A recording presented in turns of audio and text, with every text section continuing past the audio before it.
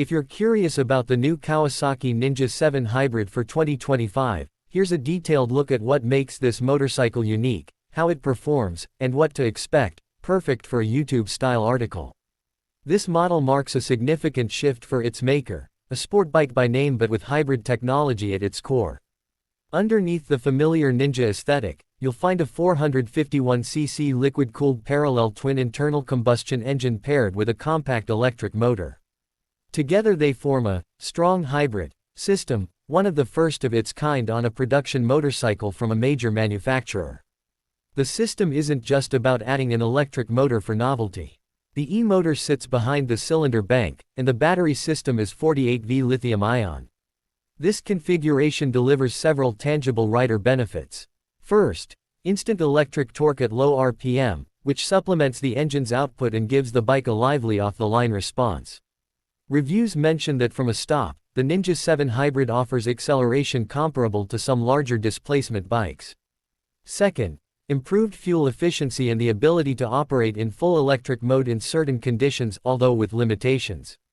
Third, a modern tech suite including button shift control, multiple drive modes, sport hybrid, eco hybrid, EV, and intelligent features like idling stop, regenerative charging and smartphone connectivity. Key specs give the full picture. The combustion engine is rated at around 69 PS, approximately equals 51 kilowatts, at 10,500 revolutions per minute and torque of about 60.4 Newton-meters at 2,800 revolutions per minute. Curb ready-to-ride weight comes in around 502.7 pounds, approximately equals 229 kg in the US version. Other mechanicals: 6-speed automated manual transmission with push-button shifts or full auto under some modes, chain final drive, trellis steel frame, telescopic front fork 41mm and uni-track rear suspension. Dual 300mm front discs with ABS give the braking muscle. On the riding side, testers have praised the innovation and the novelty of riding a hybrid sport bike, but also raised some caveats. For example, one major review pointed out that while the bike wants to behave like a standard sporty machine, the extra weight and the hybrid system architecture bring compromises. The heavier feel and longer wheelbase compared to the average middle-weight sport bike mean it isn't as nimble in tight switchbacks or aggressive canyon roads. Additionally, the system has a noticeable limitation in how and when the internal combustion engine will kick in from pure electric mode. One reviewer encountered a situation where they were in EV mode at low speed, merged onto a faster road, and discovered the petrol engine wouldn't engage unless the bike slowed back down below approximately 16 miles per hour, approximately equals 26 kilometers per hour. So while the concept is exciting, the implementation has room for refinement. From a usability standpoint, the Ninja 7 Hybrid is interesting because it blends commuter credentials with sport riding aspirations. Its hybrid system gives fuel economy approaching smaller bikes when used in eco or EV mode. For example, Kawasaki states fuel consumption as low as 3.7 L 100 km in eco hybrid mode under WMTC test conditions. But when you engage sport hybrid or e-boost, a function where the electric motor assists aggressively, the character becomes far more performance-oriented. The ride modes allow you to tailor the experience to city commuting, weekend blasts or even occasional track day style fun. For a YouTube article, consider these narrative hooks: the first time a major brand has launched a true strong hybrid motorcycle, how this machine changes the middleweight sport bike game, what it's like to ride an electric-assisted sport bike in real life, and what are the trade-offs of hybrid tech in a sport bike chassis. You could show footage of the bike launching, switching between drive modes, zoom in on the hybrid unit, show instrumentation, TFT display, connectivity, and contrast city commute versus twisty road behavior. On styling and ergonomics, the Ninja styling is familiar, though some feedback says the bike looks understated for the technology it houses. One review mentioned that in a biker meetup nobody even noticed it until the owner mentioned it was a hybrid.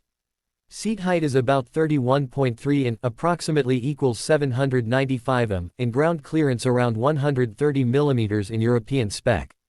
So ergonomically it should be accessible for a decent number of riders, though the increased weight will affect handling feel, especially for less experienced riders. Thinking about its place in the market, It doesn't claim outright superbike horsepower, approximately equals 69 PS, is modest compared to 600cc sport bikes, but its combination of moderate displacement, electric assistance and advanced tech makes it a unique offering. For someone looking for a bike that can commute economically, yet still provides sporty thrills on weekends, and is comfortable embracing more modern hybrid tech, this could be a compelling choice. However, there are things to weigh.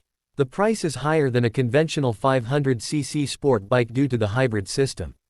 One review noted that at around $12,499 United States dollars for US market version, it's about $6,000 United States dollars more than the non-hybrid equivalent. Moreover, long-term reliability, battery life, service cost, and real-world handling versus expectations are open questions, especially in markets such as Pakistan where local support and parts availability may differ.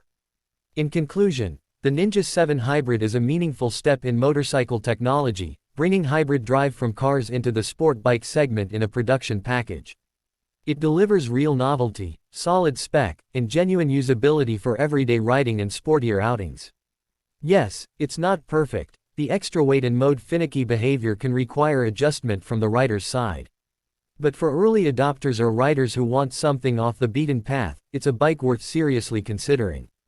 If you're planning a YouTube video, focus on real-world ride impressions, city versus highway versus twisties, user interface demo, TFT, ride modes, sound and feel comparison with a conventional Ninja 500 or 650, and break down the value proposition, why pay more, and does it make sense? If you like, I can also pull together sample script segments, shot list, and keyword optimization suggestions for your YouTube video.